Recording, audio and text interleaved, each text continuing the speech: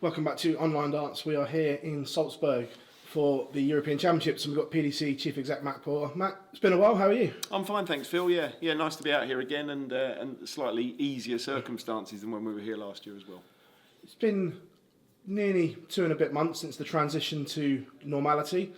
How do you feel it's gone, and have everyone embraced it how you'd hoped? Yeah, I mean, I think people were ready for it, weren't they? You know, we'd had a year of behind closed doors events, and then the limited crowds and things like that, and then back with a bang at Blackpool for the match play was great, and I thought Leicester was fantastic for the Grand Prix as well. So it's all building up towards this, this busy period that we're in at the end of the year, and hopefully we don't go back to where we were before. Is there a plan B and C just in case? Yeah, I mean, there always is, and the good thing now is, I suppose, that we've got the experience of doing events under different circumstances. So if we needed to, we could do, but as I say, hopefully we won't have to. Yeah, fingers crossed. Like, I remember when we spoke for the Worlds last year, that truck that was there is never ever going to get opened. I know. Yeah, what a shame. But yeah, I mean, look, Ali Pali, we've got 70-odd thousand tickets sold. Everybody's so excited for it. I think that's going to be the one that shows the world that we're back. Were you over the moon with the uptake on tickets when everything opened? Yeah, and what's been interesting as well is that the number of international fans travelling is a lot lower for obvious reasons. Yeah. So the fact that the tickets have still sold shows the demand from domestic fans as well. So that's been good, and I think everybody, having missed out on a proper Christmas celebration, and parties and things like that last year, is more relishing it more this year. I know things could still go wrong, but are we close to getting the 2022 calendar or a skeleton version of it? I mean, to be honest, Phil, sitting here with you now is stopping me from finishing it. So, we really but no, in all seriousness, within the next few days it'll be out. Yeah, it's just literally one or two last little things that need fiddling with. So it's nearly schedule done. As well, back to how it was. Full schedule, 13 European Tour events, 30 Players Championships, all the normal TV events. We're not going to commit to World Series yet because obviously things in Australia and New Zealand are still a bit difficult. There's still other territories we're looking at, so everything other than the World Series, all the secondary tour stuff, or everything will be confirmed in the next couple of days. Just touching on what you said there, I know Barry dropped a teaser to me at the fishing. Middle East, is that somewhere that's been... Yeah, it's somewhere we've done successfully before with Dubai. It's somewhere we'd like to go back to. We've got people we're talking to over there, but these things are difficult to put on. I mean, I read all the experts and they tell me how, we should go here and we should do that. And it's like, you don't just do it. It costs a lot of money, and you have to have the right venues, and the scheduling's so hard. I mean, this calendar that you'll see in the next few days, it's like it's nearly full. I can't make more weekends in the year. That's just, we can do a lot of things, but we can't do more than 52 weekends in a year, and we're not far off that. So the Middle East is somewhere we definitely got in mind, though. And it's hopefully somewhere that will be back on our roster soon. Yeah, are the Super Series blocks going to stay, or are we going back to what we... Yeah, we will go back to a sort of hybrid, really, because during the Premier League, I think I may have said to you before, it's difficult to do them. You can't then turn around to the Premier League players and go, sorry guys, you can't play on the tour because you're in the Premier League. It's just not going to work, So there's going to be a hybrid. We're going to look to move to more midweeks, if not entirely next year, then going forward after that, because ultimately the players are professional. So that will free up weekends. If we did want to do more European Tour events, or we did want to do more World Series events. It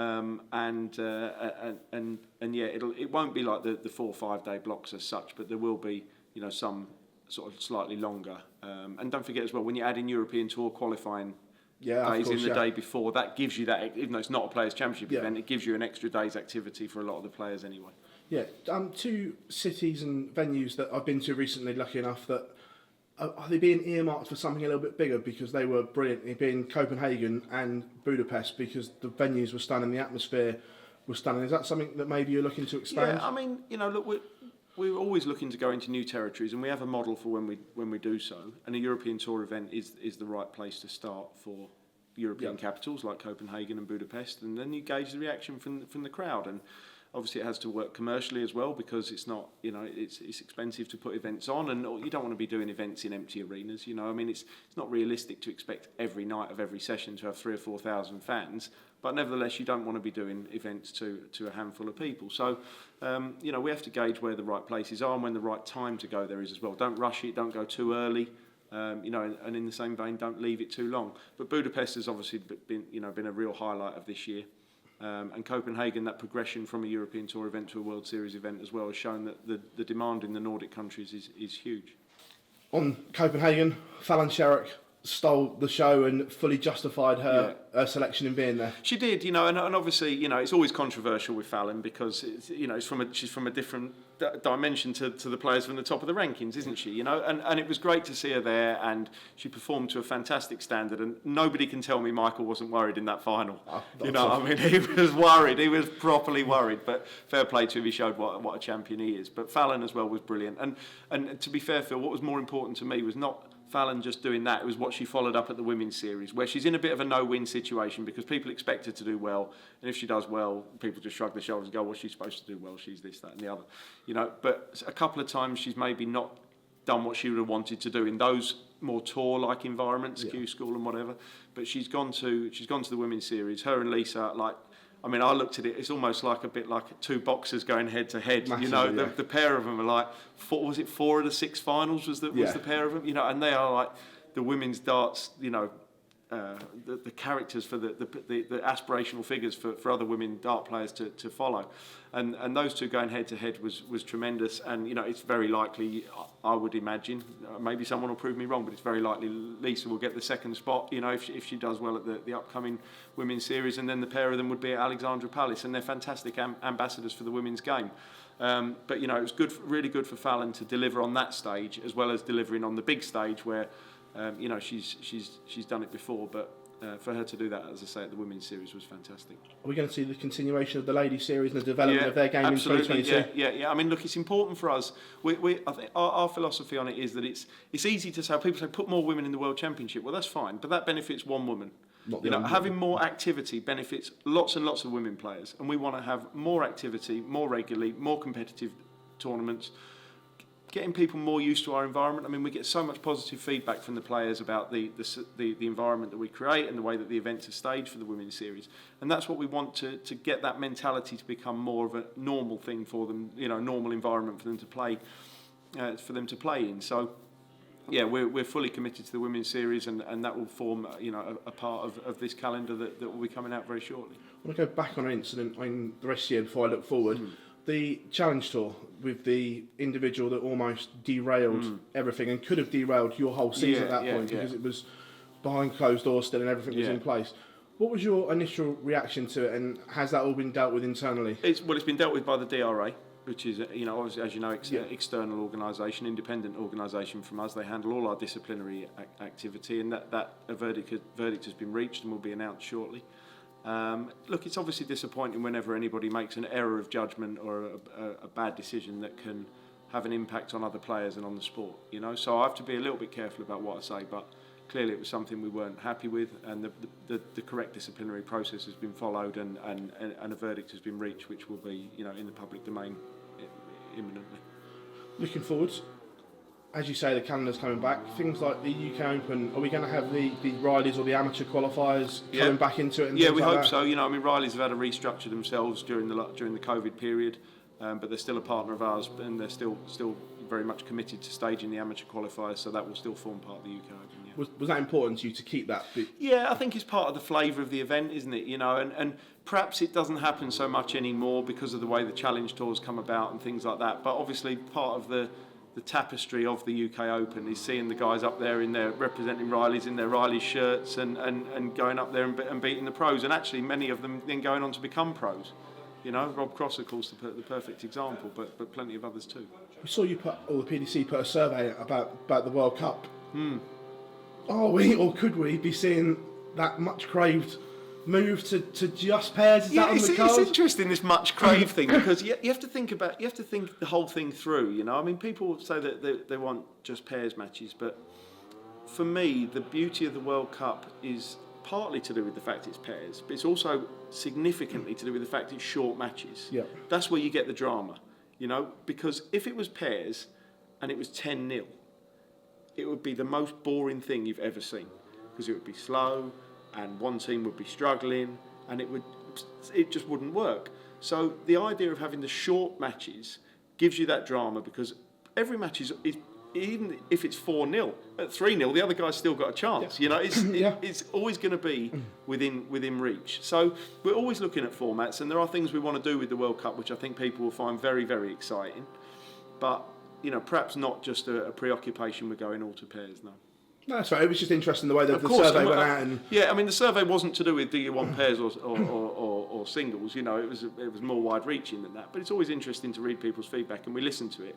But you have to bear everything in mind: TV schedules, preserving the drama, giving opportunities to players to participate. You know, and it's there's lots of different facets to it, rather than just saying let's just go to all pairs. But we will have some exciting World Cup announcements. You know, hopefully. Probably some point in the next few months. So. Also, a lot of talk around the World Championships and the rankings at the moment, because it's all up there. I know Eddie's spoken about he wants to get to £1 million and up the prize money for the Worlds. Is there a danger? Because I know players have spoken about this as well. Even Gazzy, who's at the top. Is the Worlds now too top heavy for the rankings? And is something being looked at? Maybe to balance the rest of the calendar. Well, that's it. The thing to do is not to criticise the Worlds for being too big, is to say, are the others, how can we get the others bigger? And everything's relative. The World Championship is an enormous event. It is the only darts event that everybody in the sporting world and the general world knows about. You know, we can't be too precious about, the other events. The World Championship is so big, and everybody knows the World Championship at Christmas, don't they? Yeah. Everybody, whether they love darts or hate darts, they know about that.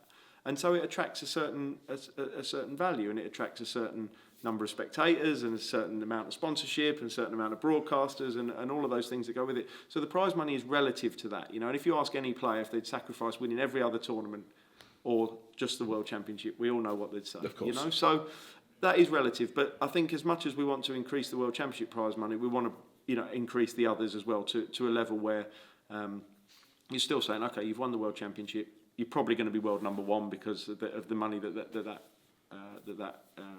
gives you. But if you win the others as well, you're going to be able to get towards touching distance of it. So that's part of the long-term plan.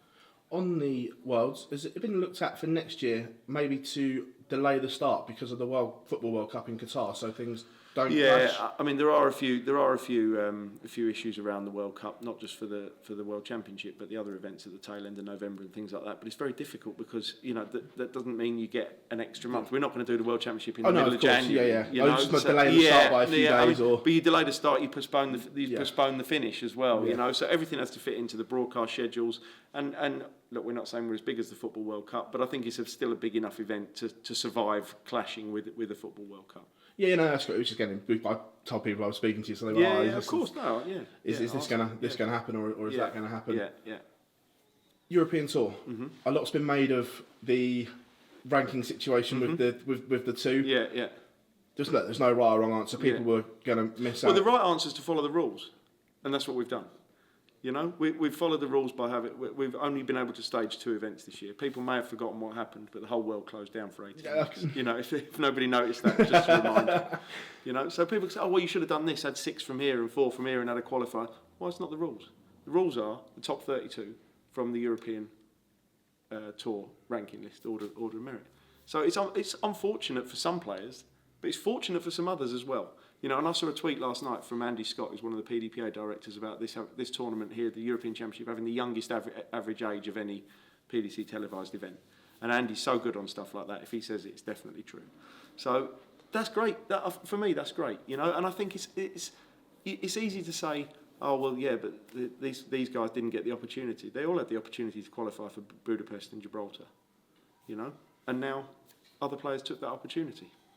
The third qualifier, which obviously didn't happen, is that going to that will roll over? That will roll over. Yeah. So the players who qualified for the third event that didn't take place this year, that will become the qualification players for the first event for next year. Just playing devil's advocate here. Yeah. If someone were to lose their tour card by the amount of money that they would have won for qualifying for that, is there a plan in place for that, or is it just it is what it is? It is what it is. They will still qualify for the European Tour event for next year, but they will just be unlucky. No, that's fair enough. Whilst we're talking on tour cards, Q School, we're going to have the 2-stage one still. Is that here to stay? 2 stage is something we like. It's a little incentive and reward for players who are close. You know, the players from the top of the secondary tour rankings, the players who lost their tour cards, also sort of filters out a little bit and makes sure that you've got a more maybe a better period of time to play the second format over with 128 players, the second stage. But that's not to say that anybody can't still enter the first stage. Yeah, no, that's I must admit, I really enjoyed the two process. I think it worked well, and as I say, it gave a little a little leg up to players who were close. The Morningside, you spoke about it earlier. Is that something that we're going to see on the potential calendar? Yeah, potentially. Because it seemed to work well, and as Matchroom, as a venue, you seem to like it because a lot goes on there. Yeah, I mean, they're good people there. It's a good venue. It's flexible. They work hard to make the events work for us as the promoters. It's an event. It's a venue rather that we're very much considering going forward. You know, there's a few other things to sort out. We've obviously got the Aldersley Leisure Centre again in Wolverhampton. We need to find out the Civics getting close to being able to be reopened after a few years. Dublin, there'll be live crowds back there as well next year. So there's different ways to juggle it, but Leicester was a venue we were pleased with, definitely. On the Civic, I know it's very nostalgic and people love it, but has darts almost outgrown the Civic? Maybe that's a decision we've got to make. You know, it does have a a real sort of bear pit type atmosphere, but let's wait and see what state it's in when it reopens. Yeah, no, of course it'll be interesting to see. But looking forward as well, everyone knows the William Hill World Championship deal, sponsorship deal runs out at the end of this year. Are we close to an announcement on a new sponsor or on an extension? There's plenty of interested parties in that event, one of whom is William Hill, who of course the incumbent, but there won't be a problem on that front, I can assure you. And again, the Premier League, is that tied up again for 2022? Yeah. I mean, the sponsorship situation's strong, so we've been fortunate during COVID that our sponsors have stuck with us, and they've shown us loyalty. They appreciate the good times we delivered to them, and they wanted to help us out in the bad times. So, as we return to normality, we're continuing our strong relationships with them. Matt, thank you very much for your time as always, Phil. mate. Welcome.